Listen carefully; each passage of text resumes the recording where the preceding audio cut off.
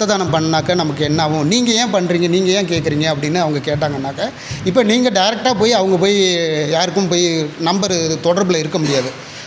உங்களுக்கு வரும்போது தான் தெரியுது. இப்போ எங்களுக்கே வந்து வீட்டில் யாருக்காவது உடம்பு சரியில்லை, ரத்தம் தேவைப்படுதுங்கிறப்ப தான் என்ன பண்ணுறோம், துடிக்கிறோம், பதறோம். அப்போ யாரையாவது தொடர்பு கொள்ளுறோம். அந்த இடத்துல தான் நம்ம இருக்கிறோம். அப்போ நம்ம அடுத்தவங்களுக்கு செய்யணுன்னா எல்லாருக்கும் விழிப்புணர்வு வேணும்.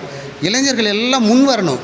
அவங்க ஆரோக்கியத்துக்காக தான் இப்போ ரத்தம் கொடுக்குறோம் அப்படிங்கிறத மீறி அவங்களுடைய ஆரோக்கியமும் இதில் அடங்கியிருக்குங்கிறது தான் மருத்துவர்களுடைய பரிந்துரை எல்லாமே அதிலே இருக்குது. அதனால் விழிப்புணர்வு தான் முதல்ல. ரெண்டாவது வந்து தானம், அதாவது உடல் உறுப்பு தானம், இதெல்லாம் வந்து கண்டிப்பாக எல்லாருமே பண்ணணும். எல்லாருமே, நான் இந்த நிலைமையிலேருந்து கூட நான் எடுத்துக்குவேன். நானும் உடல் உறுப்பு தானம் செய்வேன், ரத்த தானம் பண்ணிகிட்ருக்கேன் ஆல்ரெடி. அதனால் எல்லாருமே ஒரு விழிப்புணர்வு வேணும்.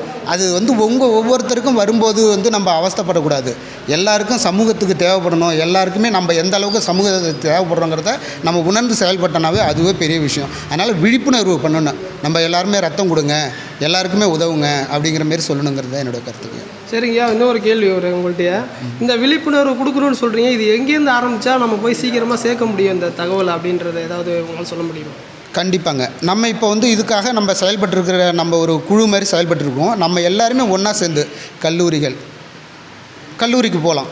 மற்ற பாடசாலைகள்லாம் 18 வயது பூர்த்தி இருந்தாங்கன்னா மட்டும்தான் நம்ம அங்கே போக முடியும். அவங்க தான் ரத்தம் கொடுக்க முடியும். அதனால் பாடசாலைக்கு போகிறத விட கல்லூரியில் வந்து எல்லா இடத்துலையும் இளைஞர்கள் பணிபுரியும் இளைஞர்கள், அலுவலகங்கள், இங்கெல்லாம் போய் நம்மளுடைய கருத்துக்களை எடுத்து சொல்லி, உங்களுக்கு ஆர்வத்துக்கு 3 மாதத்துக்கு ஒருக்க உங்களுக்கு ரத்தம் இந்த மாதிரி ஜீன் எல்லாமே உருவாகும் அப்படின்னு சொல்லி அவங்கள்ட்ட ரத்தம் கொடுத்தாங்கனாக்கா அதனுடைய பெனிஃபிட் எவ்வளவு, நீங்கள் வந்து உங்கள் ஆரோக்கியத்தை மீறி மற்றவங்களுக்கு நம்ம சமுதாயத்துக்கு என்ன பயன்பட இருக்கிறோங்கிறத நம்ம அதுலேருந்து ப்ரூவ் பண்ணாங்க. அதனால் கல்லூரியில் போய் நம்ம விழிப்புணர்வை ஏற்படுத்தலாம். இன்னொன்று முன்னாடி சொன்ன மாதிரி அலுவலகங்களில் போய் நம்ம விழிப்புணர்வு ஏற்படுத்தலாம்.